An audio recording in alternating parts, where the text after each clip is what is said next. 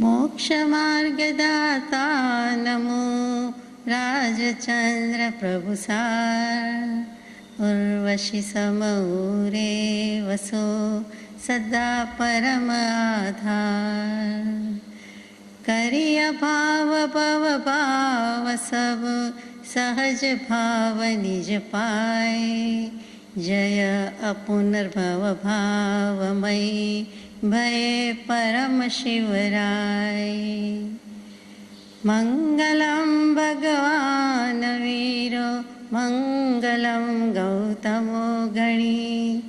मंगलम कुंद कुंदार्यो जैन धर्मस्तु मंगलम। सत्श्रुतने नमस्कार, असीम उपकारी आत्मा ने नमस्कार, तारक त्रिपुटी भगवंत ने नमस्कार, महावित्रों ने नमस्कार, महावित्रो समान मुरब्बियों मुमुक्षों ने नमस्कार, शुद्ध परमात्मा द्रव्य ने प्रत्येक शुद्धात्मा द्रव्य ने नमस्कार। परम कृपाळु देव प्रणीत वचनामृत जी पत्रांक 766 तारीख 19/10/1896 थी तारीख 25/10/1897 दरमियान परम कृपाळु देवे जे कुंदकुंद आचार्य भगवंत प्रणीत 50 इकाईना अनुवादनी कृपा करी। તે 50 इकाईમાં 153 ગાથા સુધી આપણે યથાશક્તિ વિચાર્યું અને 50 ઇકાઈના 3 અધિકારેમાં પહેલો અને બીજો અધિકાર આપણે યત્કિંચિત પૂરો કર્યો। હવે ગાથા નંબર 154 યાને 50 ઇકાઈનો ત્રીજો અધિકાર, જેને મોક્ષ માર્ગ પ્રપંચ ચુલિકા અથવા તો સૂચિકા, મોક્ષ માર્ગ પ્રપંચ સૂચિકા ચુલિકા એમ ટાઇટલ આપ્યું છે। તો એ ચુલિકા એટલે શું? હવેની છેલ્લી 20 ગાથા આ શાસ્ત્રની ચુલિકા રૂપે છે। તો ચુલિકાનો અર્થ વિચારીએ છીએ તે પહેલાં ગાથા નંબર 154 શું છે કે જીવ સહાવમણાણમ અપરિહદ દંસણમ અણણમયમ ચરિયમ ચ તે સુણિયદમ અથિતમ મણિન્દ્રિય ભણિયમ। મોક્ષના માર્ગની વાત ચાલે છે। જીવ અજીવથી માંડીને 9 તત્વની વાત, એમાં છેલ્લું મોક્ષ તત્વ, અને એમાં પણ કહેવાય તેટલું કહેવાઈ ગયું છે। તેમ છતાં કંઈક જ્ઞાની પુરુષને કહેવાનું બાકી હોય અથવા છેલ્લે ભાર દેવો હોય, એ જેમાં સમાવેશ કરવામાં આવે છે તેનું નામ ચુલિકા। ચુલિકાના ઘણા અર્થ થાય, તેમાં અત્યારે આ અર્થ બેસે છે કે મૂળ સૂત્રમાં સંગ્રહાયેલ ન હોય એવી હકીકતનું, આ 50 ઇકાઈમાં મૂળ સૂત્રમાં સંગ્રહાયેલ હકીકત ન હોય તેનું જે અંતે નિદર્શન કરી દેવું હોય, એટલે કે કંઈક બાકી રહી જતું હોય, કોનોટેશન ડિનોટેશન એમ જે નિર્દેશ કરી દેવું હોય, તે માટે જે કહેવાય છે તે ચુલિકા છે। જે આપણે યથાશક્તિ વિચાર્યું હતું કે કોઈ જતાં જતાં આપણે એ વાતને ભાર મૂકવો હોય તો કહીએ, અથવા આવજો કરતાં છેલ્લે પાછી એ વાત યાદ કરાવીએ, એમ જે છે તે વસ્તુ ચુલિકા છે। બાકી ચુલિકા એટલે શિખર, પર્વતનું શિખર, પર્વતની ટોચ કહીએ શિખર, અને એની પણ ટોચ કહીએ તે, અને ચુલિકા એટલે એક કાળનું માપ પણ છે, અને ચુલિકા એટલે શુદ્ધ જ્ઞાનનો દૃષ્ટિવાદનો એક ભાગ પણ છે, એટલે પાર્ટ ઓફ સ્ક્રિપ્ચરલ નોલેજ કહે છે તે શુદ્ધ જ્ઞાનનો એક નાનો ભાગ, તે પણ ચુલિકા કહેવાય। અહીંયા ચુલિકાના આ બધા અર્થ થતા નથી, પરંતુ જે વાત થઈ તે કે મૂળ સૂત્રમાં નહીં કહેવાયેલું, નહીં સંગ્રહાયેલું, અને છેલ્લે અંત ભાગમાં જે નિદર્શન કરી દેવામાં આવે છે તે ગાથામાં કહ્યું, અનુવાદમાં કૃપાદેવે કૃપા કરી કે જીવનો સ્વભાવ અપ્રતિહત જ્ઞાન દર્શન છે। તેનું અનન્યમય આચરણ, શુદ્ધ નિશ્ચય નયમય એવો સ્થિર સ્વભાવ, તે નિર્મળ ચારિત્ર સર્વજ્ઞ વિતરાગ દેવે કહ્યું છે। અહીંયા અનુવાદની કૃપા કરી છે, તેમાં પહેલો જ શબ્દ મૂક્યો કે જીવનો સ્વભાવ અપ્રતિહત છે। પ્રાકૃતમાં અર્ધમાગ્ધમાં અપરિહદ કહ્યું છે, તે અપરિહદ, તો કે અપ્રતિહત, પ્રતિહત એટલે હણાયેલું અને અપ્રતિહત એટલે નહીં હણાયેલું। આ અપ્રતિહત સ્વરૂપ કેવું છે કે કોઈથી રોકી શકાતું નથી, ટોકી શકાતું નથી, રોકટોક વિનાનું, યાને બે રોકટોક છે, અટકાવી શકાય તેવું નથી, હણી શકાય તેવું નથી, અને એની ગતિ નિર્બાધ છે, એની ગતિ પણ અટકાવી શકાતી નથી। એવું જો કોઈ હોય તો તે આત્માનું જ સ્વરૂપ છે, બીજા કોઈનું આવું સ્વરૂપ નથી। એટલે જીવનો સ્વભાવ યાને આત્માનો સ્વભાવ અપ્રતિહત જ્ઞાન દર્શન છે। આત્મા કીધો, નિગોદ કીધો, જંતુ કીધું, આત્મા કીધો એટલે એના જ્ઞાન દર્શન ગુણ અને જ્ઞાન દર્શન ઉપયોગ એની પાસે જ છે, એનો સ્વભાવ છે, એનાથી એ ઓળખાય છે, એનું અંગ છે, લક્ષણ છે, એ ન હોય તો જીવ કહેવાય નહીં। એટલે કે જ્ઞાન દર્શન ન હોય તો જ્ઞાન દર્શન ઉપયોગ નથી, જ્ઞાન દર્શન ઉપયોગ નથી તો એને જીવ કહે જ કોણ? ચેતન કીધું, ચૈતન્ય કીધું, એટલે જ્ઞાન દર્શન ઉપયોગ તો એની પાસે છે ને છે. જ્ઞાન દર્શન ગુણ છે, એનું પર્યાય થાય છે, પરિણમન થાય છે, તેનું નામ જ્ઞાન દર્શન ઉપયોગ છે. ટૂંકમાં અપ્રતિહત એટલે નહીં હણાયેલું, નહીં અટકાવી શકાય તેવું, બે રોકટોક જે કંઈ છે તે, અને નિર્બાધ ગતિવાળું છે. હવે આવો જીવનો સ્વભાવ લઈને આવ્યા છીએ, બેઠા છીએ. જ્ઞાન દર્શન સ્વરૂપ જ છે. તો જ્ઞાનને તદ્દન ઘાત કરે એવું જગતમાં કાંઈ જ નથી, કોઈ જ નથી. કોઈ કર્મની પણ ગુંજાશ નથી, ગજુ નથી કે જે જીવના જ્ઞાનનો તદ્દન ઘાત કરે. પોણો ઘાત કરે, 99% કરે, 99.99 કરે, એથી વિશેષ કરે, પણ તદ્દન ઘાત એટલે કે સંપૂર્ણ ઘાત કરી નાખે, બિલકુલ ઘાત કરી નાખે એવું એક પણ કર્મ નથી જેથી નિગોદના જીવને પણ શ્રુત જ્ઞાનના અક્ષરનો અનંતમાં ભાગનો ઉઘાડ કીધો છે. એને પણ શ્રુત જ્ઞાન કીધું, મતિ જ્ઞાન કીધું. આત્મા છે, ઉપયોગ છે, સ્વભાવ છે, સ્વરૂપ છે, તેને બધું છે. જેમ કર્મના ઢગલા છે, ગાઢ મિથ્યાત્વ છે, તેમ એને એટલો ઉઘાડ પણ છે એમ પણ કહી દીધું. અને બીજી રીતે જુઓ તો એ જ વસ્તુને કે સંપૂર્ણ જ્ઞાન અવરાઈ જાય એવું કાંઈ છે જ નહીં. કદી સંપૂર્ણ જ્ઞાન અવરાઈ જતું નથી. અને જ્ઞાન દર્શન છે એના સંપૂર્ણ સ્વરૂપે પ્રગટે, પછી એને કદી કોઈ આવરણ થતું નથી. બંને રીતે છે કે એક વખત એની પાસે આવી ગયું તો પછી એને કોઈ આવરણ કરી શકતું નથી. અને જે લઈને જીવ આવ્યો છે એના જ્ઞાન દર્શનમાં કદી સંપૂર્ણ ન હોય એવું બનતું જ નથી. જો એમ હોય તો એ જડ હોય, એ જીવ ન થાય. એટલે કે આત્મા જ છે તો એની પાસે જ્ઞાન દર્શન સ્વભાવ છે જ. ટૂંકમાં એટલું જ કે જ્ઞાન દર્શન પોતાનું સ્વરૂપ છે. હવે જીવના સ્વભાવમાં નિયત એટલે કે અવસ્થિત રહેવાનું નામ મોક્ષ માર્ગ છે. આ જીવની વ્યાખ્યા કરીએ, આત્માના સ્વભાવની વાત કરીએ તો સ્વભાવમાં ટકી જાય, એમાં પોતે પોતાનામાં ટકી જાય, તે મોક્ષ માર્ગ છે. એટલે કે જીવના સ્વભાવમાં એટલે પોતે પોતાનામાં નિયત રહેવાનું નામ મોક્ષ માર્ગ છે. નિયત એટલે દાનત નથી કહેવું, પણ નિયત એટલે નક્કી, ચોક્કસ, અને એથી પણ વધારે અગત્યનો શબ્દ અહીંયા જે લાગુ પડે છે તે અવસ્થિત એટલે કે સ્થિર. સ્થિર કહેવાને બદલે જ્ઞાની પુરુષ અવસ્થિત લખે, સમવસ્થિત લખે, કે જ્યાં સુધી કેવલ સમવસ્થિત દશા ન થાય, કેવળ સમવસ્થાનરૂપ દશા ન થાય, ત્યાં સુધી હે મુનિઓ તમે ધ્યાન અને સ્વાધ્યાયમાં લીન રહો. એ જે સમવસ્થિત પરિણામ, સમવસ્થાન, એ જ આ અવસ્થાન શબ્દની વાત છે, અવસ્થિતિની વાત છે. સ્થાન સ્થિતિ બોલીએ છીએ, સ્થિર સ્થિરતા બોલીએ છીએ, પણ જ્ઞાની પુરુષો શાસ્ત્રોમાં અવસ્થિત શબ્દ લખે છે. અહીંયા નિયત કયું, અવસ્થિત કયું. શ્લોકમાં નિયત છે એટલે આપણે નિયત બોલીએ છીએ, સમજવા માટે અવસ્થિત લઈએ છીએ. તો જીવના સ્વભાવમાં નિયત રહેવું, અવસ્થિત રહેવું, તેનું જ નામ મોક્ષ માર્ગ છે. અને આ મોક્ષ માર્ગ માટે જીવના સ્વભાવની વાત કરીએ તો સામાન્ય પ્રકારે, વિશેષ પ્રકારે. સામાન્ય પ્રકારે વાત લઈએ ત્યારે તે દર્શન ઉપયોગ છે, વિશેષ પ્રકારે વાત લઈએ ત્યારે જ્ઞાન ઉપયોગ છે. આમાં જરાય અઘરી, મોટી, ન સમજાય એવી વાત નથી. આપણી જ, આપણા ઘરની જ, આપણા જ ભગવાને આપણા જ માટે લખી દીધેલી વાત, ચરિતાર્થ કરેલી, જ્ઞાનમાં જોયેલી, પછી મૂકેલી તે જ વાત છે, એટલે આપણે સ્વીકારવાની છે. આ નિયત કે અવસ્થિત રહેવાનું કારણ શું છે? શું કામ આવી સ્થિતિ છે? દલીલ તો કરીએ, પ્રશ્ન તો ઉઠાવીએ. તો કે દ્રવ્યત્વને નાતે, એટલે કે દ્રવ્ય છે, આત્મા દ્રવ્ય છે, ચોક્કસ છે, તો એના કેટલાક સામાન્ય ગુણ પણ છે.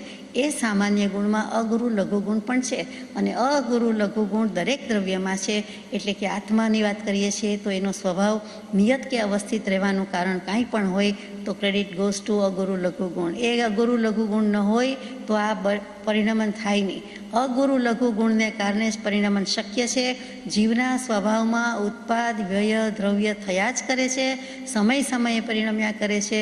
તેની ક્રેડિટ, તેનો યશ અથવા તેનું કારણ જો કોઈ હોય તો અગુરુ લઘુ ગુણ છે.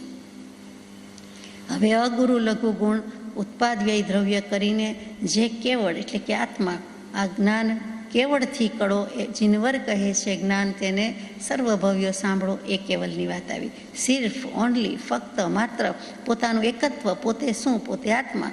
તો જે અહીંયા કેવળ કીધું, આત્મા લખવાની બદલે એકત્વ લખવાની બદલે એમ કીધું કે સ્વભાવમાં ઉત્પાદ, વ્યય, દ્રવ્ય રૂપ રહીને દ્રવ્યનું, આત્માનું કેવળ નિરપેક્ષ અસ્તિત્વ બની રહે, એનું જ નામ મોક્ષનો માર્ગ. બીજી કોઈ વાત નથી, લપ્પન છપ્પન નથી, આડીઅવડી નથી. મોક્ષ માર્ગના સીધા ચઢાણ છે.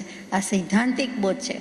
અને કુંદ ભગવંતને પણ થયું છે, આચાર્ય દેવ છે, આદ્ય આચાર્ય છે, અને મોક્ષનો માર્ગ કેમ મૂકી દેવો? તો આ રીતે મૂકી દીધું કે સ્વભાવથી જ વાત લીધી છે અને મોક્ષ માર્ગની સીધી જ સીડી મૂકી દીધી છે. પછી ન સમજાયું એ વખતના જીવોને પણ, એટલે પછી શ્રી આચારાંક સૂત્રથી જ્ઞાની ભગવંતને વગેરે શરૂ કરવું પડ્યું કે જીવના આચાર કેવા હોવા જોઈએ, વિચાર કેવા હોવા જોઈએ, વિહાર કેવી રીતે કરવો જોઈએ વગેરે વગેરે આચાર આચરણના માર્ગ મુકાયા. પહેલું તો અહીંયા સિદ્ધાંત બોધ જ પીરસી દીધો છે. એક વાક્યમાં કેવું હોય તો સ્વભાવમાં ચાલીએ તો મોક્ષ માર્ગ, વિભાવમાં ચાલીએ પરભાવમાં જઈએ તો સંસાર માર્ગ. સંસાર એટલે ભણવું ગણવું પરણવું ઘર માંડવું તેટલો સ્થૂળ સીધો સાદો અર્થ નથી. સંસાર એટલે સમય સમયે જે ભાવમરણ કરીએ, વિભાવમાં જતા રહીએ છીએ, સરી પડીએ છીએ, સાપને ગરોડીને સરકતા જોઈએ ને આપણને થાય આ પેટે ચાલતા સરીસૃપ પ્રાણીને જોઈને થાય કે આપણે પણ આમ તો શું કરીએ છીએ, સરી જ પડીએ છીએ, વિભાવમાં સરતા જઈએ છીએ, સરી પડીએ છીએ. જો ન કરીએ તો મોક્ષ માર્ગ છે અને કરીએ તો સંસાર માર્ગ છે. Choice is hours. ભગવાને તો કહી દીધું કે ચોઇસ ઇઝ યોર્સ, તમારી પસંદ છે, પસંદ અપની અપની, આપણે શું કરવું છે, સંસારમાં રહેવું છે કે મોક્ષમાં જવું છે, આટલી જ વાત છે. પછી સર્વસંગ પરિત્યાગની વાત આવે કે પહેલું તો સંસારનું સ્વરૂપ સમજીએ, વિભાવનું સ્વરૂપ સમજીએ, સ્વભાવનું સ્વરૂપ સમજીએ કે તો મારો આત્મા મારા આત્મપ્રદેશમાં રહીએ છીએ એમ માનવાનું છે, એક જગ્યાએ અમુક જગ્યાએ ઘરનગરમાં રહીએ છીએ એમ માનવાનું છે, કોઈ હોલ રૂમમાં રહીએ છીએ એમ માનવાનું છે. ક્યાં છે તો કે ક્ષેત્ર અપેક્ષાએ આત્મપ્રદેશોમાં રહીએ છીએ, બાકી ખરેખર તો આત્મા પોતાના આત્મપ્રદેશોમાં જ રહે છે. એટલે કે પોતે પોતાના ભાવમાં રહીએ. પ્રદેશ અપેક્ષાએ કેવું પડે, ક્ષેત્ર અપેક્ષાએ કેવું પડે, ખરેખર તો દ્રવ્યથી, ક્ષેત્રથી, કાળથી, ભાવથી એમ સ્વરૂપ વિચારવાનું છે. તો આત્મા પોતાના સ્વભાવમાં જ રહીએ એ જેનું ઠેકાણું છે. એ નથી રહેતો એટલે બે ઘર થાય છે અને ઘર બદલ્યા કરે છે, આ ઘર તે ઘર, આ દેહ તે દેહ કરે છે. પરંતુ ખરેખર એનું ઠેકાણું તો પોતાના સ્વરૂપમાં જ છે. આગળ જઈએ આ જ ગાથામાં કે સ્વરૂપ શું, તો કે જેનાથી હું બન્યો તે મારું સ્વરૂપ છે. કોઈ પણ વસ્તુ શેમાંથી બની, આ પ્લાસ્ટિકની છે, આ કાચની છે, આ લાકડાની છે, આ લોઢાની છે, આ લોખંડની છે, એમ જેમ કહીએ આ લોટમાંથી બનેલું છે, આ અનાજના લોટમાંથી બનેલું છે, તો આત્મા શેમાંથી બનેલો છે તો કે અનુત્પન્ન એવું આત્મા છે. બરોબર, પણ એને કાંઈક બંધારણ સ્વરૂપ તો ખરું કે નહીં? તો શું છે મારા આત્માનું સ્વરૂપ, કોઈ પણ આત્માનું સ્વરૂપ? તો કે જેનાથી હું બન્યો છું તે મારું સ્વરૂપ છે. જે સ્વરૂપથી આવું સત્વ સ્વરૂપ બન્યું છે, મારું સ્વરૂપ બન્યું છે, તે બીજું કોઈ નથી પણ જ્ઞાન અને દર્શન છે. કેમ કે જીવનો સ્વભાવ અપ્રતિહત જ્ઞાન દર્શન છે.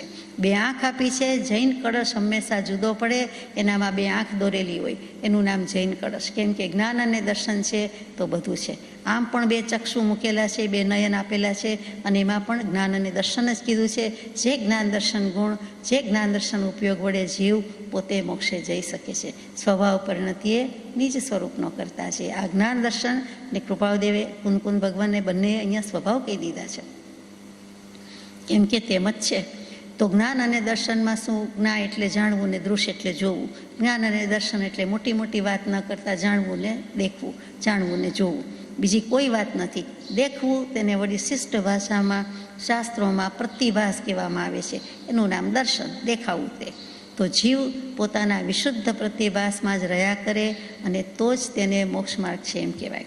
એટલે કે દર્શનમાં જ રહ્યા કરે, બસ જાણ્યા જ કરે, દ્રષ્ટાભાવ જ રહીએ, દેખ્યા જ કરે અને ક્યાંય ઇન્વોલ્વ ન થાય, ક્યાંય લેપાઈ ગુપાઈ નહીં, તો એને દ્રષ્ટાભાવ છે અને તેનું જ નામ મોક્ષ માર્ગ છે.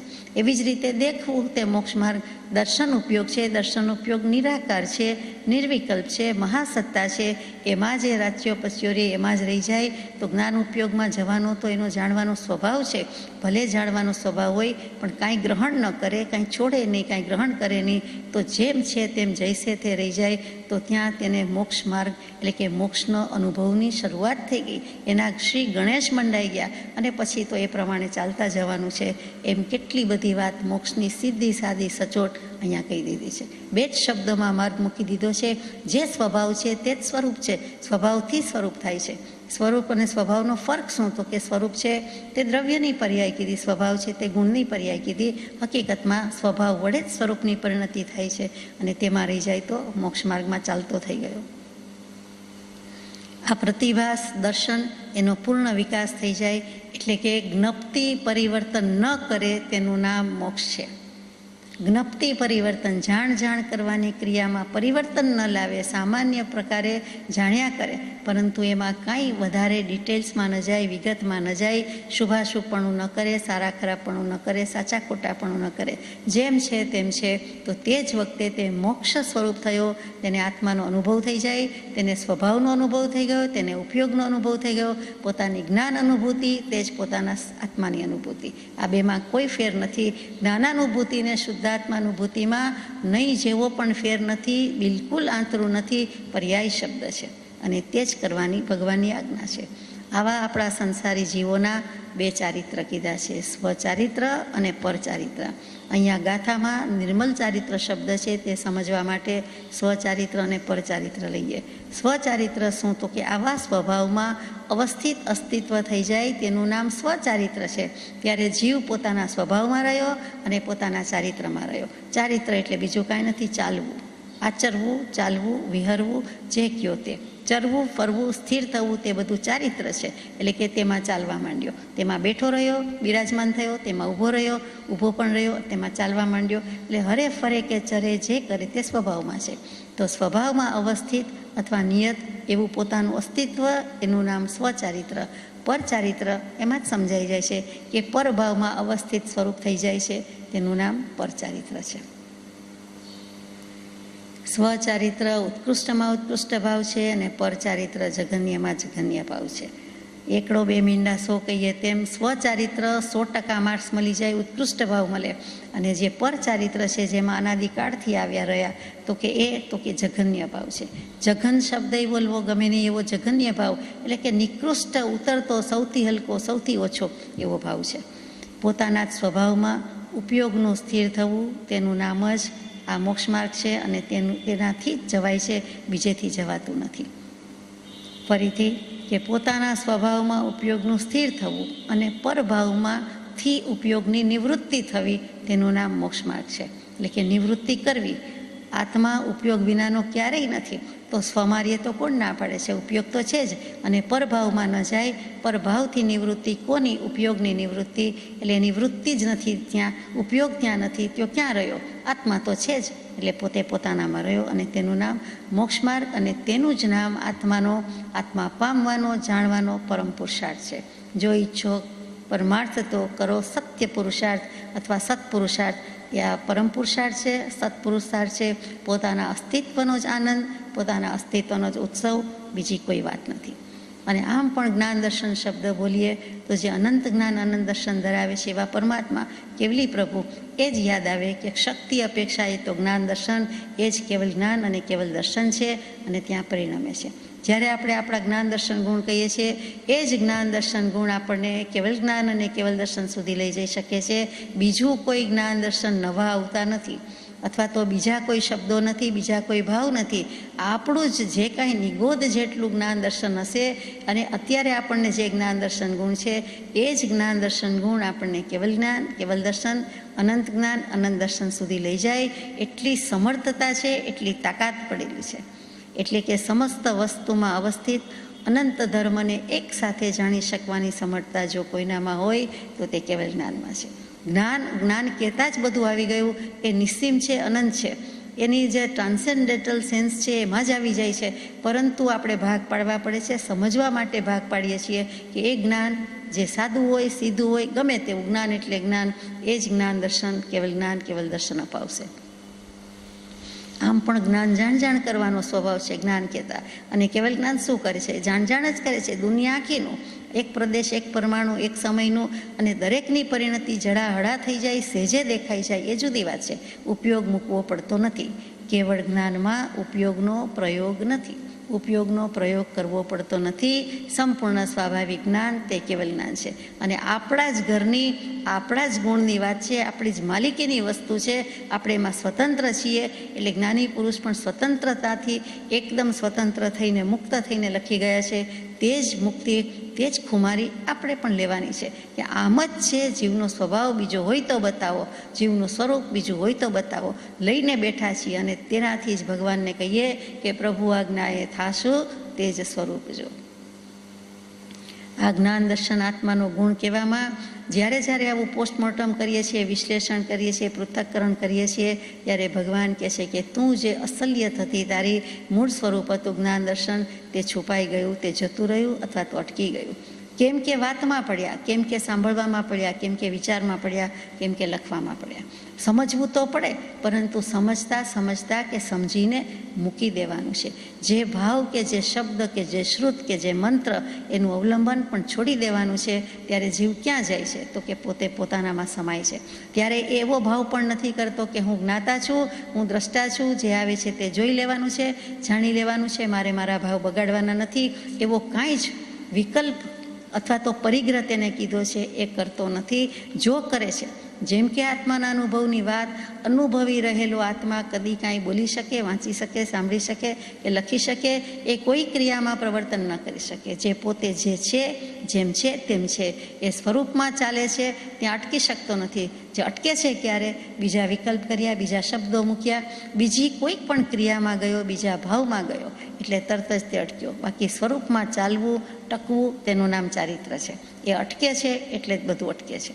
એ બીજે જાય છે એટલે ત્યાં ટકાતું નથી, અથવા ત્યાં ટકાતું નથી એટલે બીજે અટકી ગયો એમ માનવાનું છે. ચારિત્ર છે તે ધર્મ છે ને ધર્મ છે તે સામ્ય છે, તે સામ્ય જીવનનો મોહ ક્ષોભ વિહીન નિજ પરિણામ છે. આ જ કુંદકુંદ આચાર્ય દેવે પ્રવચનસાર લખ્યું, એની બહુ જ શરૂઆતમાં 7મી ગાથામાં મૂકી દીધું કે ચારિત્ર છે, આ ચારિત્રની વાત ચાલે છે, એ જ ધર્મ છે. અને એ ધર્મ છે તે જ સામ્ય છે, સમભાવ છે, સમતા ભાવ છે, સમરસી ભાવ છે, અરે સમદર્શિતા છે. જે કૃપાળદેવે 837માં પત્રમાં ગણું કરીને સમદર્શિતા વિશે બહુ જ સુંદર પ્રરૂપણા કરી છે. તે જ સામ્ય જીવનો મોહ ક્ષોભ એટલે રાગ અને દ્વેષ વિનાનો નિજ પરિણામ છે. પોતાનો પરિણામ છે, બીજાનો નથી, પોતાની પાસે પડેલો છે. જ્યારે જેમ કરવું હોય તેમ કરી શકે, એ આ ભાવ સ્વાતંત્ર્ય છે. અને ભાવ સ્વાતંત્ર્ય છે તો જે આઝાદ કરી શકે આ આત્માને. પહેલાં આબાદ કરે છે, પછી આઝાદ કરે છે. કોનાથી? કર્મોથી મુક્તિ અપાવે છે. આગળ જઈએ, ગાથા નંબર 155. જીવો સહાવણિયદો અણિયદ ગુણ પચ્છોધ પર સમો જદી ગુણદી સગમ સમયં પપસદી કમ બંધાદો. અનુવાદમાં કૃપાળદેવ પ્રકાશે છે કે વસ્તુપણે આત્માનો સ્વભાવ નિર્મળ જ છે. આપણે આટલું વાંચીએ ત્યાં જ ઠરી જઈએ એવું છે કે આત્માનો સ્વભાવ નિર્મળ જ છે. તો આ બધી કડાકૂટ બખેડા આ પ્રોબ્લેમ થયો છે ક્યાં? ગુણ અને પર્યાય પર સમય પરિણામીપણે અનાદિથી પરિણમ્યા છે, તે દૃષ્ટિથી અનિર્મલ છે. બાકી તો વાંધો હતો જ નહીં. અનાદિથી પર સમય પરિણામે પરિણમી ગયા છે, પરિણમી રહ્યા છે, એટલે અનિર્મલ છે. શુદ્ધ અશુદ્ધ લખવાની બદલે, પવિત્ર અપવિત્ર લખવાની બદલે અહીંયા નિર્મલ અને અનિર્મલ લખ્યું છે. જો તે આત્મા સ્વસમયને પ્રાપ્ત થાય તો કર્મબંધથી રહિત થાય. આપણને તેમાં રસ છે. જો તે આત્મા સ્વસમયને પ્રાપ્ત થાય તો તે કર્મબંધથી રહિત થાય. કર્મબંધથી રહિત થવામાં રસ છે એટલે શરત મૂકી કૃપાળદેવે કે તો તમારે સ્વસમયને પ્રાપ્ત થવું જોઈએ. એટલે હવે સ્વસમય સમજવાની વાત આવી કે નિશ્ચય નહીંથી તો જીવ પોતાના સ્વભાવમાં નિયત છે, અવસ્થિત છે. નિશ્ચય નહીંથી, પરંતુ અનિયત ગુણ પર્યાયમાં, એટલે કે હવે વ્યવહાર નહીં આવી ગયો, અનિયત ગુણ પર્યાયમાં સહિત થઈ જતા, એટલે કે અનિયત અવસ્થિત અને અનવસ્થિત, એટલે કે ગુણ પર્યાયમાં પરિણમ્યા જ કરે છે દ્રવ્ય, અને ત્યારે તે પર સમય રૂપે થઈ જાય છે. કેમ કે પરભાવને ગ્રહણ કરતો હોય છે માટે. પર દ્રવ્ય કે પરભાવને ગ્રહણ કરે માટે જ આ પ્રમાણે પરિસ્થિતિ આવે. તીન ભુવન કો ચોર ઠગુ વિરાણા માલ મેં હા હા કર્મ કઠોર.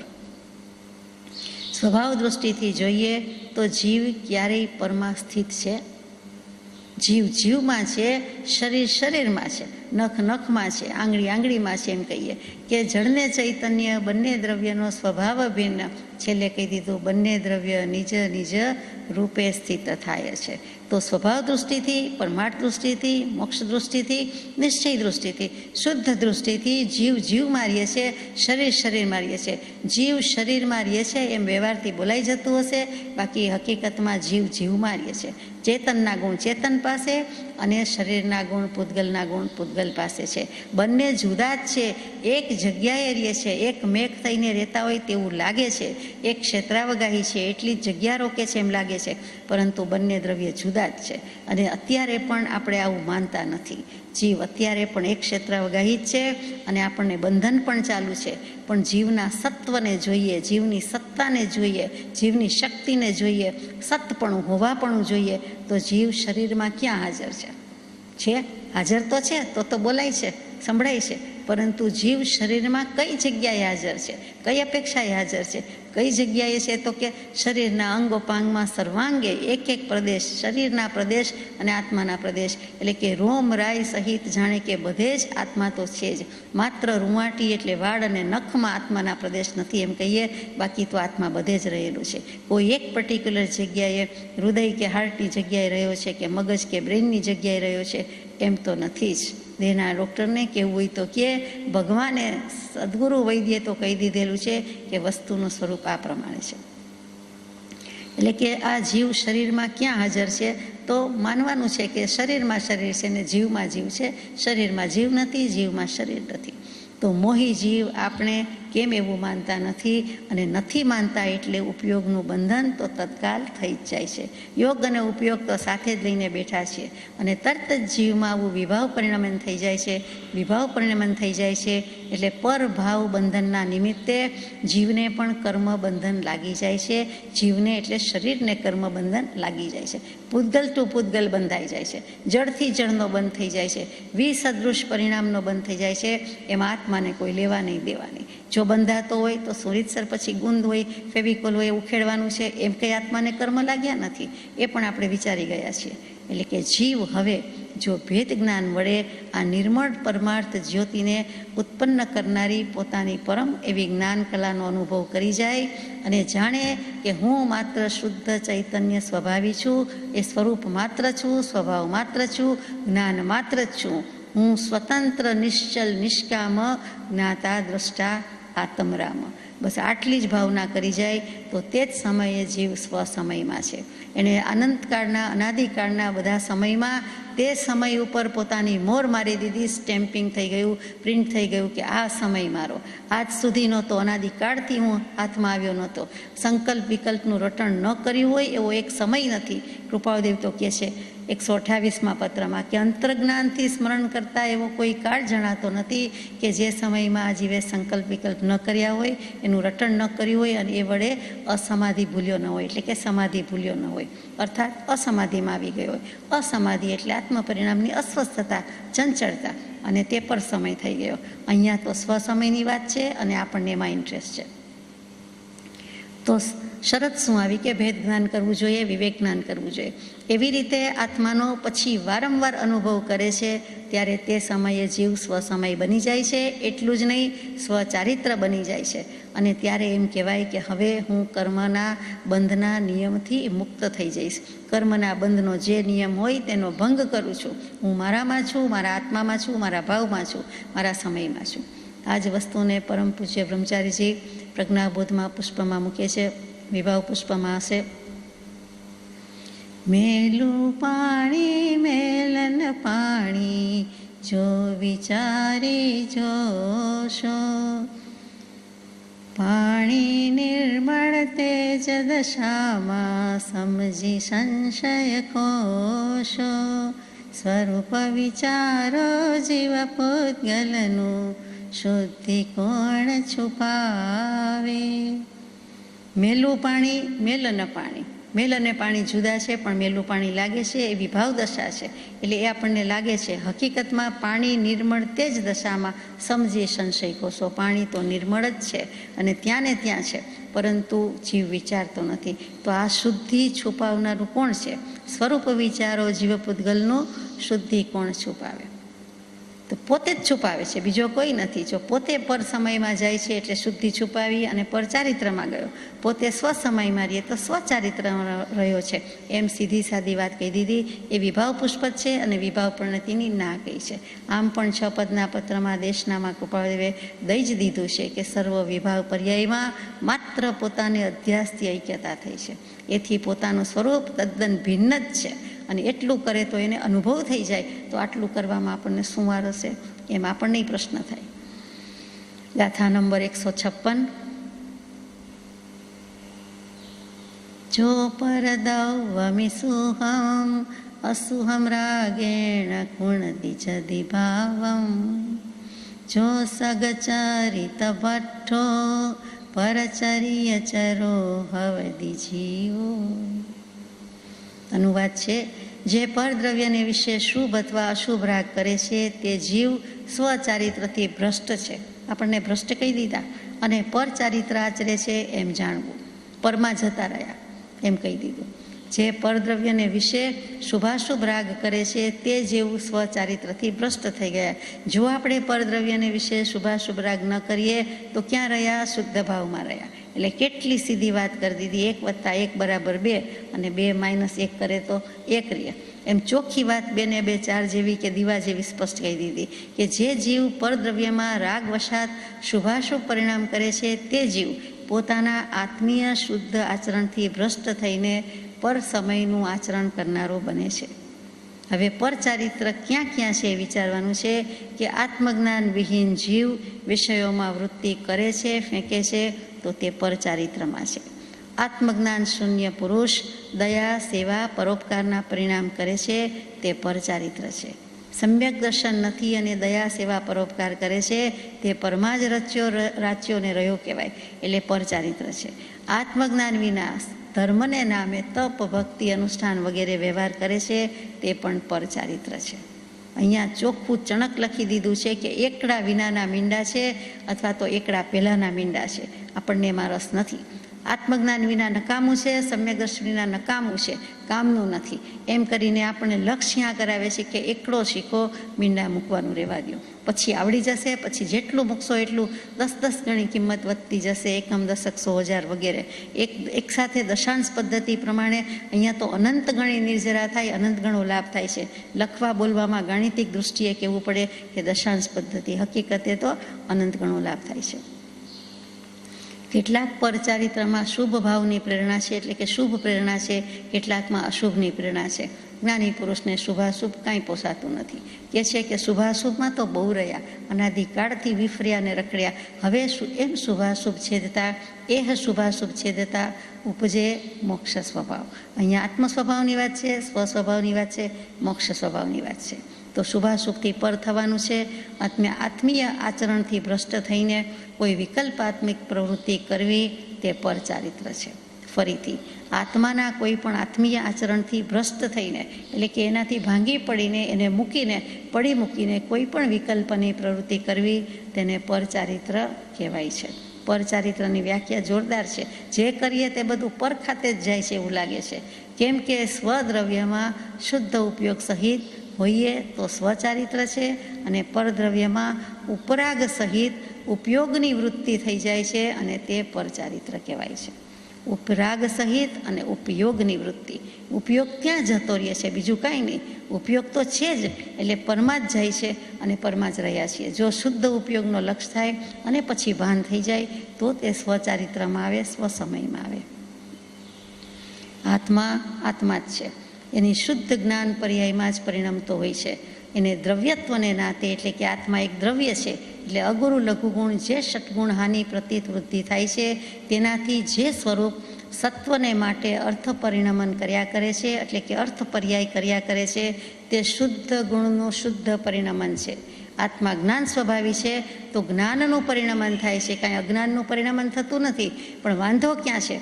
તો કે સમ્યક દર્શન નથી, આત્મજ્ઞાન નથી, એટલે એને શુદ્ધ પરિણમન લેખામાં આવતું નથી, કન્સિડર કરતા નથી. આંખ મીચામણા કરે છે જ્ઞાની પુરુષ આપણી સામે કે નહીં ચાલે તમારું, જોયું ન જોયું કરે છે. શું કામ? તો કે સંકિત નથી લાગ્યા, એકડો નથી મૂક્યો. મીંડું તો આવડે છે, કર્યું છે, એમાંથી સહેજ જ નીચે જઈને એકડો કરવાનો છે. મીંડામાંથી એકડો થઈ શકે છે, પણ કરો એ નથી કર્યો ત્યાં સુધી આપણને પદભ્રષ્ટ કીધા છે, અને એ જેવી તેવી ગાઢ નથી. આપણને જ્ઞાની પુરુષે સારી ભાષામાં, શિષ્ટ ઢબે, શિષ્ટ શૈલીમાં, શાસ્ત્રીય શબ્દમાં ભ્રષ્ટ કહી દઈને ઘણું કહી દીધું છે. પદભ્રષ્ટ. પદ તો છે જ આપણી પાસે, હતું જ છે જ જ્ઞાન સ્વભાવ અને દર્શન સ્વભાવ, જ્ઞાન ગુણ ને દર્શન ગુણ, જ્ઞાન ઉપયોગ દર્શન ઉપયોગ હોવા છતાં આપણને ચ્યુત કરી નાખે, એમાંથી પદભ્રષ્ટ કરે એ ચાલે નહીં. પણ આપણે ચલાવવું પડ્યું છે આજ સુધી. હવે કહે છે બેઠા થઈ જાઓ કે આ શુદ્ધ ગુણનું જ પરિણમન છે, તેમાં જ પરિણમે રહેલો એવું શુદ્ધ આત્મદ્રવ્ય આપણી પાસે છે, તમારી પાસે છે, એટલે કે આપણી પાસે છે. તેની પ્રતીતિથી ભ્રષ્ટ થઈ જાઓ છો અને આ પ્રોબ્લેમ થાય છે. એટલે કે પ્રતીતિની કમી, પ્રતીતિની કચાશ આવી. આ કમી, કચાશ કે ઓછપ, અધુરાશ છે તે જ પૂરી કરવાની છે કે નહીં ચાલે એવું. આ માનવાની વાત છે. સ્વરૂપ વિચારો જીવ પૂતગલનું શુદ્ધિ કોણ છુપાવે? ત્યાં આપણને બ્રહ્મચારીજી અને ઉર્ફે કૃપાળુદેવે ચેલેન્જ જ ફેંકી છે કે કેમ છુપાવે છે? તું છદ્મસ્ત છો, શું કામ? તારા સ્વરૂપને, તારી શુદ્ધિને તું છુપાવી રહ્યો છે. આવરણ છે, કપટ છે, બીજી માયા કપટ નથી, બીજો પ્રપંચ નથી. તારા શુદ્ધ સ્વરૂપને આ છદ્મસ્ત અવસ્થા છે, તું છુપાવે છે. તને પ્રતીતિ નથી, સેલ્ફ કોન્ફિડન્સ નથી, પોતાના પર વિશ્વાસ નથી. પણ જે ભગવાન થઈ ગયા, શુદ્ધાત્મ દ્રવ્ય રૂપે પરિણમીને ગયા, એના પર તો વિશ્વાસ છે કે નહીં? તો કે ત્યાં પણ શ્રદ્ધા પરમ દુલ્લહા. શ્રદ્ધા થવી જોઈએ, માન્ય કરવું જોઈએ. વાત છે માન્યાની, પ્રભુશ્રીજીના બોધમાં આવે, ઉપદેશામૃતજીમાં આવે, એકાદ સ્તવનમાં આવે છે. આ વાત છે માન્યાની, નથી માનતા. જીવ છે, મોહી છે, નિર્મોહી થવું છે, પણ માનવું નથી. માન્યતા, શ્રદ્ધા, સ્વીકાર એ જ તો કરવાની આજ્ઞા છે. તો આ પ્રતીતિથી ભ્રષ્ટ થઈને રાગ ભાવમાં પરિણમી જાય છે અને જે સમસ્ત પરદ્રવ્યમાં શુભાશુભ ભાવ કરે છે તે પોતાના આચરણથી ભ્રષ્ટ છે. આ તો કહેવું પડે, લખવું પડે, એટલે લખ્યું હોય જ્ઞાની પુરુષે, અને આપણે સમજવા માટે, વિચારવા માટે કહેતા બોલતા હોઈએ છીએ. હકીકતમાં તો ત્યાં જ સ્થિતિ કરી દેવાની વાત છે. આગળ પાછળ, ઊંધું, આડું ઊભું જોવે તે બીજા, ક્યાંય આડું અવડું કરવું નથી. એક ટપકું મૂકીએ તો આડું અવડું માપીએ છીએ, જોઈએ છે કેવડું મૂક્યું, જમણી બાજુ છે કે ડાબી બાજુ છે. ટપકું એટલે ટપકું, સ્વરૂપ છે, શુદ્ધ છે. એવી રીતે આપણું સ્વરૂપ છે તે ટપકું કહું છું, ડોટ કહું છું. આપણે પણ સિદ્ધ સ્વરૂપ જેવા જ શુદ્ધ સ્વરૂપી છીએ, પણ માનતા નથી. એટલે પરને લીધે શુભાશુભ ભાવ થાય છે, કર્મ બંધાય છે. બ્રહ્મચારીજી કહે છે કે સ્વભાવમાં રહે જીવ તો મોક્ષ થાય અને કર્મ બંધ ન થાય. શુભ અશુભમાં જાય છે એટલે ચારિત્રથી ભ્રષ્ટ છે. ચારિત્ર આવે પછી જ સાધુ જેવા સાધુ મુનિ ભગવંતને પણ સિદ્ધ દશામાં ચિત્ત પ્રવર્તે.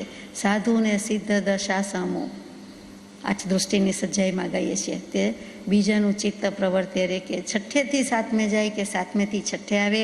આ હિંચકો છે છઠ્ઠું સાતમું ગુણસ્થાનક, એટલે વધારે ટકી શકતા નથી. છઠ્ઠામાંય અંતર્મૂળથી વધારે ટકી શકતા નથી, સાતમામાં પણ ટકી શકતા નથી. છઠ્ઠેથી પ્રગતિ કરીને સાતમે જાય, ત્યાં સાતમેથી આઠમે જતા નથી, બળ કરી શકતા નથી. જે કરી શકે છે તે સાતિશય અપ્રમત્ત શ્રેણી માંડી દે છે. સાતમાના એન્ડમાં, અંતે આ સાતિશય અપ્રમત્ત શ્રેણી માંડવાનો પુરુષાર્થ કરે.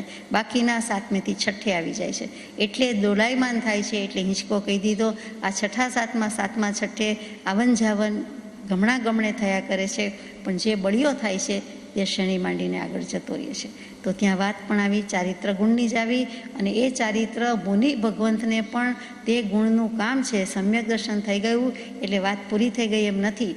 સમ્યક દર્શન થતાં સમ્યક જ્ઞાન થયું, સમ્યક જ્ઞાન થતાં સ્વરૂપાચરણ ચારિત્ર તો આવ્યું જ. સમ્યક ચારિત્ર કહેવું પડે, તેમ છતાં એ ચારિત્રની દશા આગળ જાય છે. કારણ કે આ ગતિની વાત છે, જાણ કરવાનો સ્વભાવ છે. તો ચારિત્ર એટલે ચાલવું, સ્વરૂપમાં ચાલવું, તેનું નામ ચારિત્ર. તરવું તો 30, 40 ચાલવું, એટલે અહીંયા 30 પછી 40ની વાત આવી. સમ્યક દર્શન થતાં ભવસાગરમાં તરવા માંડે છે. 30 વર્ષના થઈએ તો કે ભવસાગરથી તરીશ, 40 વર્ષના થઈએ તો કે હવે મોક્ષના માર્ગમાં 40, હવે હું આચરણમાં 40, આચરણમાં રહીશ, મોક્ષના માર્ગમાં ચાલવા માંડીશ. ગાથા નંબર 157.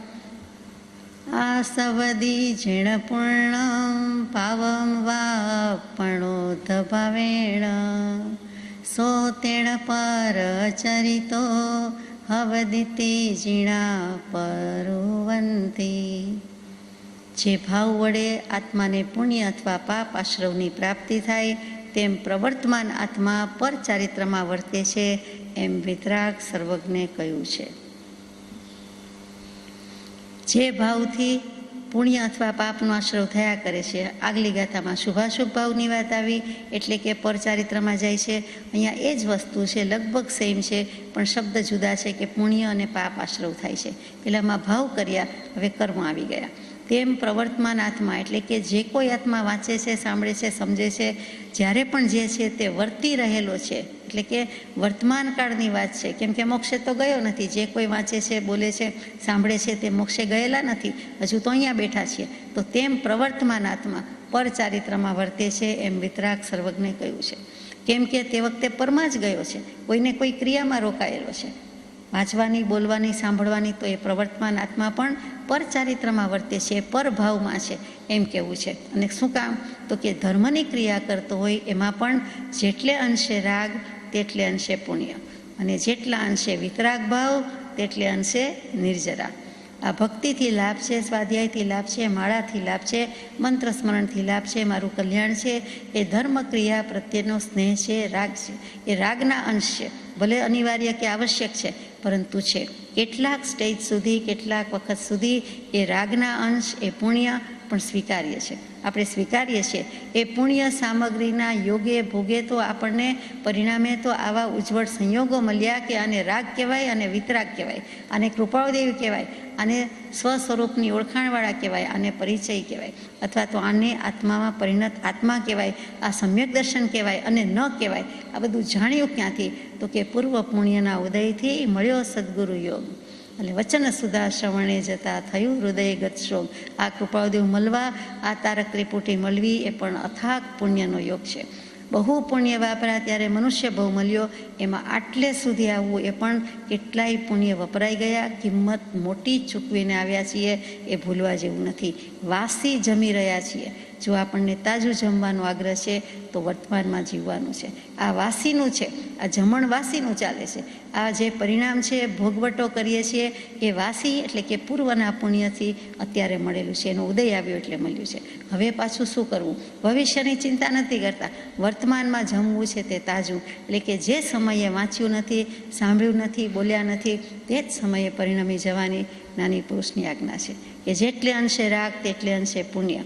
જો પરિણમી જતા નથી, શુદ્ધ ભાવ કે શુદ્ધ ઉપયોગમાં પરિણમી જતા નથી, તો પુણ્યના ખાતામાં જઈએ છીએ, શુદ્ધ ભાવમાં, પવિત્રતામાં, નિર્મલતાના ખાતામાં નથી જતા.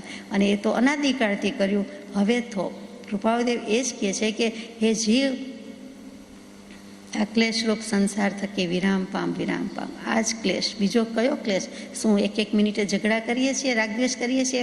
દેખીતું તો કાંઈ કરતા નથી, કદાચ જિંદગી આખીમાંય કરતા નથી. પણ જ્ઞાની પુરુષ જેને ક્લેશ કહે છે કે મન કલુષિત છે, દૂષિત છે, દૂષણ છે, એ ન જોઈએ. શુદ્ધ ભાવ, શુભ ભાવ વડે મન શુદ્ધ કરો. એ જ વાત આવી કે શુદ્ધિ, શુદ્ધિને શુદ્ધિ, આગળ જઈએ. કે જ્ઞાની શું કરે છે? તો કે આટલું જ કામ કરે છે કે સ્વરૂપ સ્થિરતા માટે જ બને તેટલા ઉદ્યમિત રહે છે. એટલે કે સાહસ કરે છે, શેમાં કરે છે? તો કે સ્વરૂપની પ્રાપ્તિ થઈ છે એની સ્થિરતા માટે. એક અંતર મુહૂર્ત 48 મિનિટમાં એક સમય ઓછો, એટલો વખત પણ જ્ઞાની પુરુષ જેવા જ્ઞાની પુરુષ સમ્યક સ્થિર ઉપયોગ રાખી શકતા નથી. સ્વભાવનું અખંડ જ્ઞાન નથી વર્તાવી શકતા, તો જ કેવલ જ્ઞાન નથી થતું ને. અને જે વર્તાવી ટકાવી શક્યા છે, નિર્વાહી શક્યા છે, તેમને કેવલ જ્ઞાન તરત થયું છે. અને ત્યાં કૃપાળદેવ કહે છે કે 2 ઘડી 48 મિનિટની રાહ જોવાની જરૂર નથી, પરંતુ એક સમય જો થયો તો એક સમય તે સૌ સમય ભેદ અવસ્થા જોઈ. એક સમય જો થયો તો બધા સમય પણ થઈ શકે. સમકિતને ખરેખરું વિચારવામાં આવે તો 9મે સમયે કેવલ જ્ઞાન થાય, એવી અદાથી વાત મૂકી છે.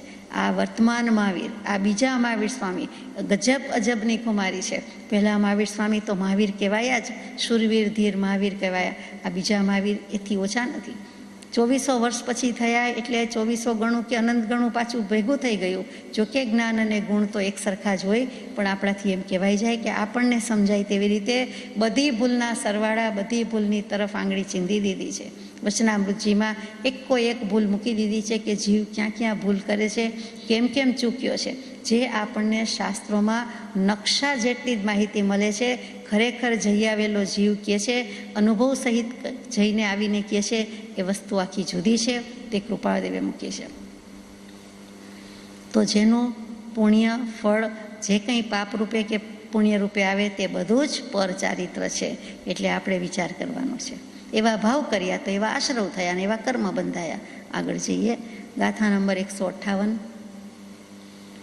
જો સૌ સંગ મુક્કો અણણમણો અપણમ સહાવેણ જાણ દીપસ દિણિયદમ સોસગચરિયમ ચરદી જીવો. અનુવાદમાં મૂકે છે કે જે સર્વ સંગથી મુક્ત થઈ, સંગ માત્રથી મુક્ત થઈ અનન્યમયપણે આત્મ સ્વભાવમાં સ્થિત છે, નિર્મળ જ્ઞાતા દ્રષ્ટા છે, તે સ્વચારિત્ર આચરનાર જીવ છે. એક એક શબ્દ તોડી નાખે, ફોડી નાખે, ભેદી નાખે, છેદી નાખે એવા છે. કેમ કે અનંતકાળના કર્મો છેદી ભેદી નાખવાના છે. અનંત ગણું બળ આ શબ્દોમાં રહેલું છે. તો એના ભાવ આવે અને ભાવની પરિણતિ થાય, ભાવ ભાષણ થાય તો એની કેટલી તાકાત હોય. જો આપણને એક શબ્દ જ આવો લાગે છે વાંચતા, ગાતા, બોલતા, સાંભળતા, તો એની શક્તિ આટલી છે. શબ્દ બ્રહ્મ કયો છે એમાં પણ એટલી તાકાત છે. તો પરિણમનમાં, ભાવ ભાષણમાં તો અનંત ગણી હોય એમાં નવાઈ નથી. અને તે જ જ્ઞાન દર્શન, અનંત જ્ઞાન, અનંત દર્શન, કેવલ જ્ઞાન, કેવલ દર્શન કરાવી શકે છે. એટલે હોવું જ જોઈએ. આપણે શબ્દ પૂતગલ છે એટલે શું કહીએ, પણ તેમ છતાં કહીએ છીએ કે તારો પણ અમારા પર ઉપકાર છે, કે તારામાં પણ એટલી શક્તિ છે કે જેથી અમને આ શબ્દો વાગે છે, લાગે છે. પ્રશ્ન અહીંયા થાય કે સ્વસમય એટલે શું? તો કે નિજ શુદ્ધ આત્માનું સ્વસંવેદન અને એમ જ પરિણમન થઈ જવું તે સ્વસમય. સુંદર વ્યાખ્યા. સ્વ પોતે, સમય આત્મા, સમય સમ વત્તા અય. સમ એટલે તે જ સમયે થવું, હોવું અને પછી પરિણમી જવું. સમ્યક પ્રકારે અનુભવવું અને તે જ પ્રકારે પરિણમી જવું. સ્વસંવેદન અને તેનું પરિણમન, તેનું નામ સમય. સમય એટલે આત્મા, આ અર્થમાં છે. સમય એટલે કાળ કહીએ એ જુદી વાત છે, વખત કહીએ જુદી વાત. સમય એટલે અવસર પ્રસંગ કહીએ જુદી વાત. અહીંયા સમય એટલે આત્મા, એ આ અર્થમાં. અને સ્વસમય છે એટલે સ્વસંવેદન અને તે જ વખતે એનું પરિણમન થવું, એટલે કે ભાવ ભાષણ થઈ જવું તે સ્વસમય છે. શુદ્ધ આત્મા એટલે કેવલ જ્ઞાની, કેવલ દર્શની એમ જ નથી. શુદ્ધ આત્મા એટલે પરમાત્માની જ વાત છે એમ નથી, પરંતુ સમસ્ત પરથી રહિત એવું જે કેવળ આ જ પોતે જ જેમ છે તેમ, તેનું નામ શુદ્ધાત્મા છે. અત્યારે આપણો આત્મા ભલે કશાયી હોય, કદાચ શુદ્ધ ન હોય, તો પણ આપણો આત્મા કીધો એટલે સમસ્ત પરથી રહિત છે. બીજા દ્રવ્યને ક્યાં લાગેલા છે, ચોટેલા છે, એ જુદું છે, શરીર જુદું છે. અને બીજા 4 દ્રવ્યની તો કંઈ વાત નથી, એની સાથે છે જ નહીં. તો પછી એને શુદ્ધ જ કહેવાય. એમ કહે છે કે સમસ્ત પરથી રહિત કેવળ એનું ન્યારાપણું છે, એ જ તો આત્મા છે. બીજું શું છે આત્મા એટલે? તો કે તેનું નામ શુદ્ધાત્મા છે. એટલે કે શુદ્ધનો અર્થ પરથી રહિત એવું સ્વરૂપ માત્ર એમ કહેવું છે. ત્યાં શુદ્ધ એટલે રાગ, દ્વેષ, અજ્ઞાન વગેરે અશુદ્ધિ વિનાનો એમ કહેવાનો અર્થ નથી. આત્મા એટલે આત્મા, બીજી કોઈ વાત નથી, બીજા 5 દ્રવ્ય નથી, કેવળ છે. પોતાનું નિજિત્વ છે, આ નિજપણું છે, તે જ પોતાનું સ્વરૂપ છે. પોતે જ્ઞાન માત્ર જ છે, સ્વરૂપ માત્ર જ છે, અને તે જ થવું, તેમાં જ રહેવું, એટલે બધું પતી જાય છે વાત. એટલે સાદી ભાષામાં શું છે? સ્વરૂપને માનવું, પોતાના સહજ સ્વરૂપને માનવું તો બેડો પાર છે. બેડા પાર કે એવી રીતે, એમાં કહેવતને વાત કેવી રીતે આવીએ તો આપ જાણો. પણ અહીંયા એમ કેવું છે કે આપણું કલ્યાણ એ કલ્યાણ. ભયે પરમ શિવરાય, ભગવાન પરમ કલ્યાણવંતા કે આત્મદાતા થઈ ગયા, અથવા તો આત્મજ્ઞાની થઈ ગયા, પરમાત્મા થઈ ગયા. ભલે અમે પણ જો એ કરી અભાવ ભવ ભાવ સબ, આપણે પણ આશ્રવ ભાવનો નિરોધ કરીએ, ભવભાવનો કર્મને આવવા દઈએ નહીં, તો પછી ક્યાં જઈએ? તો કે તેઓ શ્રી જ્યાં ગયા છે, મહાજનોએ ન ગત સહપંથા, એ જ રસ્તે આપણે છીએ. આપણે જવું જોઈએ, ન હોઈએ તો જવાનું છે. વાત શું આવી અહીંયા? વાત છે માન્યાની, બીજું કાંઈ નથી. જે સ્તવનમાં કહ્યું, પ્રભુશ્રીજીએ બોધમાં કહ્યું, તે જ કે જીવ માનતો નથી. શું માનવાનું છે? પોતાનું સહજ સ્વરૂપ. અને માનવું એટલે જાણવું, અને માનવું એટલે માણવું. માણવું શબ્દ આપણને ખબર છે કે એન્જોય કરીએ છીએ, તો આ એન્જોયમેન્ટ શું છે? તો કે પોતાનો આનંદ છે, બીજો તો આનંદ છે નહીં. અને ભૌતિક આનંદ અથવા તો ઇન્દ્રિયનો આનંદ, એને આનંદ કોઈ કહેતોય નથી. અને કહેવું હોય તો આગળ વિશેષણ લગાડવું પડે કે બધા વિષયોના આનંદની વાત છે. આ પોતાના આનંદની વાત છે. ઘરનું, આપણે કહીએ ઘરનું બનાવેલું છે, ઘરની વાત છે. આ ઘર છે. સ્વભાવમાં રહેવું તે ઘર છે, અથવા ઘરમાં રહેવું તે સ્વભાવ છે, અને તેની વાત કરીએ છીએ. સાધુ પુરુષ યોગીજનો આ જ સાધના કરે છે, આત્મયોગની આ જ સાધના કરી રહ્યા હોય છે. અને તે એકાગ્રતાથી કરે છે, સહજ સ્વરૂપનું ધ્યાન કરે છે. ધ્યાન કોનું ધરવાનું? ધ્યાન આત્માનું ધરવાનું. એમ ન સમજાય તો આત્માના સહજ સ્વરૂપનું ધ્યાન ધરવાનું. બીજું કોઈ ધ્યાનની વાત આવતી નથી. અંતરમાં કોઈ જ વિકલ્પની ઝાડ નથી, એક ઝાડું નથી તેમ ઝાડ નથી. એવા યોગી પુરુષ આવા નિર્વિકલ્પ, નિર્દોષ, નિર્વિકાર, અખંડ, શુદ્ધ ચૈતન્ય સ્વભાવની રુચિ રાખે અને તેના જ આલંબનથી જે આનંદ પ્રાપ્ત થાય છે તે આનંદની તૃપ્તિ લઈને, એટલે કે સંતોષ લઈને સહજ સ્વભાવ તરફ જ ઝૂકેલો રહીએ છે, એકાગ્ર રહીએ છે અને તેને જ આપણે આ ધ્યાન કહીએ છીએ. આત્મ સ્વભાવના ઉપયોગની રુચિ અને તેનું જ જ્ઞાની ધ્યાન કરે છે. જ્ઞાની શું કરતા હશે? જ્ઞાની આ ધ્યાન કરે છે. આ ધ્યાન છે સહજ સ્વભાવનું છે, એટલે સાહજિક છે, સ્વાભાવિક છે અને પરમાત્મા તત્વની ભાવનામાં એકાગ્ર ચિત્ત આત્મા સ્વસમય બને છે, આનંદમાં કેલી કરે છે, આનંદ મગ્ન રહે છે. શુદ્ધતા વિચારત ધ્યાવે, શુદ્ધતા મેં કેલી કરે. પછી છેલ્લે આવે કે અમૃતધારા બળશે. આત્માનું સુધારસ અથવા તો અમૃતધારા આ છે. એમાં જીભને ખેચરી મુદ્રાથી વાંકી કરવીને, કપાવીને, કાપવીને પછી કરવું એમ નથી. એવા દ્રવ્ય પ્રાણાયામની કોઈ વાત નથી. અહીંયા ભાવ પ્રાણાયામની વાત છે. 8 યોગ દૃષ્ટિમાં પણ ભાવ પ્રાણાયામ મૂકનારા છે અને એ જ વસ્તુ અહીંયા કૃપાળદેવે કહી છે અને કુનકુન ભગવાને કહી છે. ટૂંકમાં જે અસંગ થયા છે, જગતમાં મારું કશુંય નથી એવું જેને થયું છે, જેના સ્વભાવ માત્ર જાણવા દેખવાનો છે, તે સ્વચારિત્ર આચરનારો જીવ છે. જેમ પરચારિત્ર કહ્યું હતું એમ સ્વચારિત્રની વાત મૂકી. જે અસંગ થયા છે, જગતમાં 3 કાળમાં 3 લોકમાં મારું કાંઈ નથી એવું જેને થયું છે. આપણે તો બીજું બધુંય મારું નથી, પૂણા 3 લોકમાં કાંઈ નથી અને બધેય કાંઈ નથી, પણ અત્યારે જેટલું મારું છે તે તો મારું છે એમ માનીએ છીએ. તો એમ ચાલે નહીં. તો કાંઈ નથી એટલે કાંઈ નથી, એક તણખલા માત્ર પણ કાંઈ આપણું નથી અને જે કાંઈ છે તે જગત આખું સોનાનું થાય તોય અમને તૃણવત છે એમ કૃપાળદેવ કહી દીધું. એવું થાય અને પછી એનો સ્વભાવ માત્ર જાણવા દેખવાનો છે, તે સ્વચારિત્રમાં છે. અહીંયા આપણને યાદ આવે સર્વભાવ જ્ઞાતા દ્રષ્ટા સહશુદ્ધતા કૃતકૃત્ય પ્રભુવીર્ય અનંત પ્રકાશજો અપૂર્વ અવસર એવો ક્યારે આવશે. આ કૃતકૃત્ય થઈ ગયા. જે કરવાનું હતું આ ભાવે કરી લીધું અને જ્ઞાતા દ્રષ્ટા ભાવે જ રહ્યા. પણ કેવું કીધું? સર્વભાવ કહી દીધું. એકેય ભાવ બાકાત નહીં. સર્વ મોહાશક્તિથી મૂંઝાવાનું, એમાં અહીંયા પણ સર્વભાવ જ્ઞાતા દ્રષ્ટા સહ શુદ્ધ છે.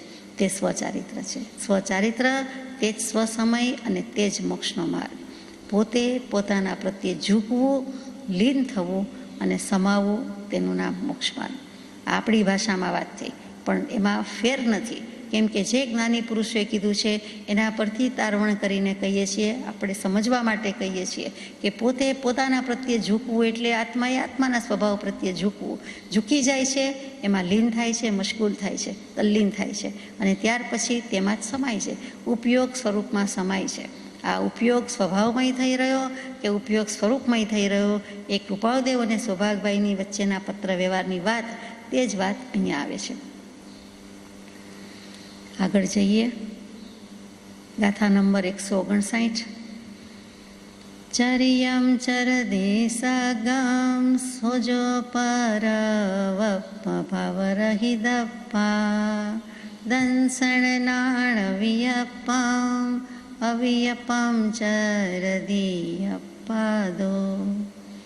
અનુવાદમાં લખે છે કે પરદ્રવ્ય પ્રત્યેના ભાવથી રહિત નિર્વિકલ્પ જ્ઞાન દર્શનમય પરિણામી આત્મા છે અને તે સ્વચારિત્ર આચરણ છે. હજી પણ આપણને ચારિત્ર અને આચરણથી આગળ જવા દેતા નથી. જ્ઞાની પુરુષને જે કહેવું છે મોક્ષ તત્વની વાત છે અને બાકી રહ્યું હોય તે, અથવા તો રિપીટેડલી કે ભાર દઈને વજન મૂકીને કહેવું છે, તે આ ચુલિકા છે. એ ભૂલવા જેવું નથી કે પરદ્રવ્ય પ્રત્યેના ભાવથી રહિત એટલે શું? તો કે પોતાના સ્વરૂપમાં પોતાના ગુણ પર્યાયનો અનુભવ કરવો અને તે જ સ્વસમય અને સ્વચારિત્ર છે, અથવા તો સંયમ છે, તપ છે, ધ્યાન છે, બધું એક જ છે. જો એમાં નથી રહેતા તો પરદ્રવ્યમાં જ છે તેમ સમજી જવાનું.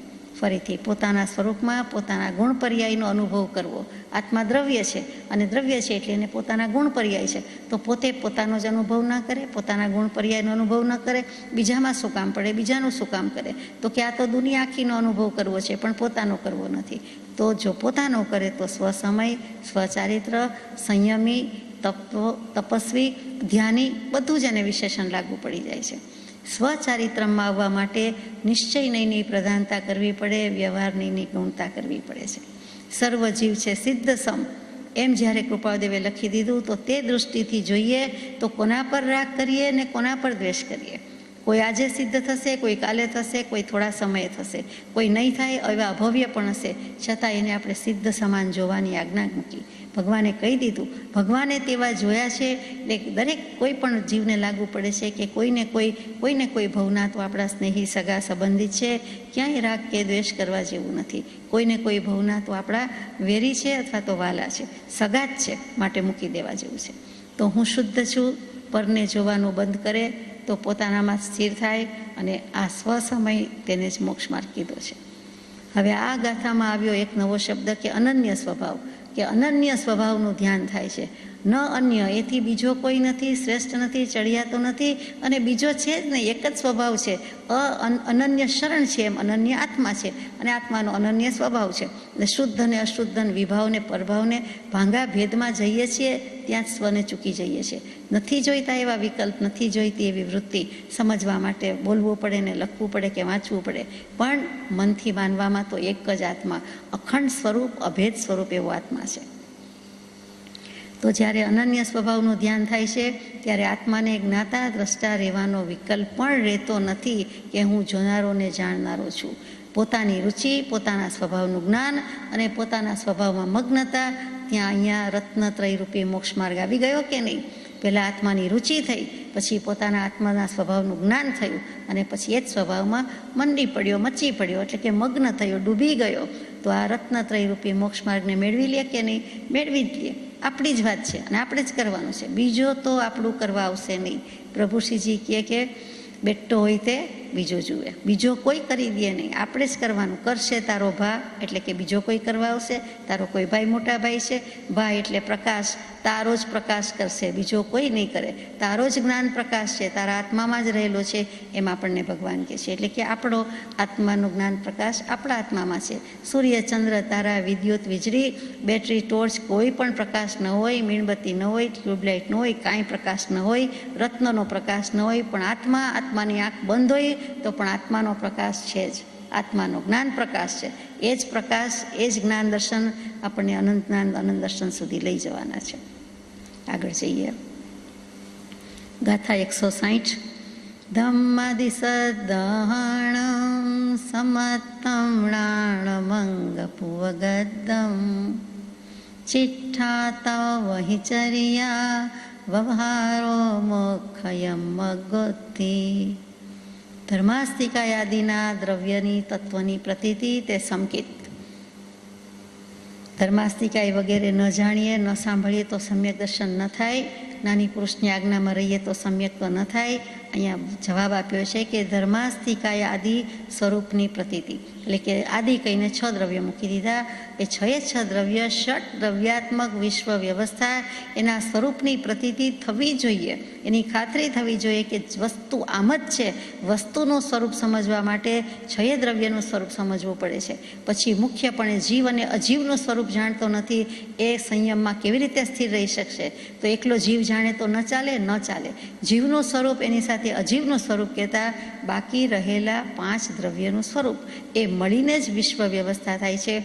એટલે આ પ્રમાણે ષટ દ્રવ્યાત્મક જગતનું જ્ઞાન અને એની સાથે સાથે મોક્ષશાસ્ત્ર તત્વાર્થ સૂત્રમાં જણાવ્યું છે તેમ તત્વાર્થ શ્રદ્ધાનમ સમ્યક દર્શનમ. તત્વ અને અર્થની શ્રદ્ધા તેને સંકેત સમ્યક દર્શન કહેવામાં આવે છે. સમ્યક દર્શનની વ્યાખ્યા જે છે કે તત્વાર્થની શ્રદ્ધા. તો તત્વ અર્થની શ્રદ્ધા એટલે શું? તો કે આવા 6 દ્રવ્ય અથવા તો એના સ્વરૂપની પ્રતીતિ, ખાતરી થવી, કન્વિક્શન હોવું, સ્વીકાર કરવો, અંગીકાર કરવો કે વસ્તુ આમ જ છે. ન ચાલે તો પ્રતિશ્રુતિ થા 84મા પત્રમાં, તારાથી દેશ ત્યાગ ન થાય, સર્વસંગ પરિત્યાગ ન થાય તો કાંઈ નહીં, પણ તું તારાથી આ જ્ઞાની પુરુષે કીધેલું છે કેવલી પ્રરૂપિત તત્વ છે એનો કમસે કમ સ્વીકાર કર. એના પ્રત્યેની પ્રતીતિમાં કચાશ ન રાખ. આપણને નથી કરી શકતા તો જ્ઞાની પુરુષ પ્રત્યેની પ્રતીતિની કચાશ કહેવાય કે એને કીધેલું આપણે માન્ય કરતા નથી, સંપૂર્ણપણે માન્ય કરતા નથી. જો કરીએ, શિરોમાન્ય કરીએ તો ત્યાં તે પ્રતીતિ છે, સમ્યક્ત્વ છે. પછી સમ્યક જ્ઞાનની વ્યાખ્યા મૂકી તો કે 12 અંગ અને 14 પૂર્વનું જાણપણું છે તે જ્ઞાન છે. અહીંયા સમ્યક્ત્વ કીધું, પછી જ્ઞાન કીધું કે જે કંઈ છે તે 14 પૂર્વ કયા જે અત્યારે આપણી પાસે નથી, અને 12 અંગ તો કે છે શ્રી આચરાંગજી, સુયગડાંગજી, ઠાણાંગજીથી માંડીને 12મું દૃષ્ટિવાદ કહ્યું તે એક 12મું અંગ નથી, પણ દ્વાદશાંગમાંથી 11 અંગ તો છે. તો એ જે છે તેનું જાણપણું એટલે કે શ્રુત જ્ઞાન અને શાસ્ત્ર જ્ઞાન, તેને જ્ઞાન કહી દીધું અહીંયા. પછી તપશ્ચર્યા આદિમાં પ્રવૃત્તિ તે ચારિત્ર છે. એટલે કે આપણે સમજવાનું આવ્યું કે આને દર્શન કીધું, આને જ્ઞાન કીધું, આને ચારિત્ર કીધું, તો તે વ્યવહાર મોક્ષ માર્ગ છે. હવે 9 તત્વનું અને ષટ દ્રવ્યનું યથાર્થ શ્રદ્ધાન કરવું તે વ્યવહાર સંકિત છે. આમાં જે વ્યાખ્યા આવી તે વ્યવહાર સંકિતની વ્યાખ્યા આવી કે આટલું જ્ઞાન હોવું, આટલું તપશ્ચરણ કરવું, અથવા તો આ તત્વોની પ્રતીતિ હોવી. પછી 11 અંગ, 14 પૂર્વનું જ્ઞાન તે વ્યવહાર સમ્યક જ્ઞાન છે. 12 તપ અને 13 ચારિત્ર, એમાં જે ચલન છે કે આચરણ છે તે વ્યવહાર ચારિત્ર. એટલે આ રીતે વ્યવહાર મોક્ષ માર્ગ કયો. વ્યવહાર એટલે નિશ્ચયનું કારણ. વ્યવહારથી નિશ્ચય સાધી શકાય છે. એટલે કે નિશ્ચય સમ્યક દર્શન માટે વ્યવહાર સમ્યક દર્શન કારણ છે. અહીંયા જે કયો તે પ્રેરે તે પરમાર્થને તે વ્યવહાર સંબંધ. જે વ્યવહારથી નિશ્ચયમાં પહોંચાય છે તે ખરો વ્યવહાર છે. વ્યવહાર સાચો હોય પરંતુ તે દ્વારા હેતુ સદાય તો સફળ, નહીં તો નિષ્ફળ. જો વ્યવહાર સમ્યક દર્શન નિશ્ચય સમ્યક દર્શન સુધી લઈ જાય તો તે વ્યવહાર સંકેત છે, નહીં તો નથી. અહીંયા એ ચોખ્ખી વાત આવી ગઈ. ભલે વ્યવહાર સંકેત નિશ્ચય સમ્યક દર્શનનું કારણ છે, પણ નિશ્ચય સમ્યક દર્શન સુધી લઈ જાય ત્યારે તે વ્યવહાર સંકેત કહેવાય છે અને તે વ્યવહાર સાચો કહેવાય છે. વ્યવહાર મોક્ષ માર્ગ સ્વયં તો યથાર્થ મોક્ષ માર્ગ નથી. વ્યવહાર સંકેત હકીકતમાં સંકેત કહ્યું જતું નથી, એ અર્થમાં કહ્યું છે કે વ્યવહાર મોક્ષ માર્ગ છે. એ પોતે યથાર્થ મોક્ષ માર્ગ નથી, પરંતુ યથાર્થ મોક્ષ માર્ગની પહેલાં થતા પરિણામ છે. તેથી તેને વ્યવહાર મોક્ષ માર્ગ કહેવાય છે.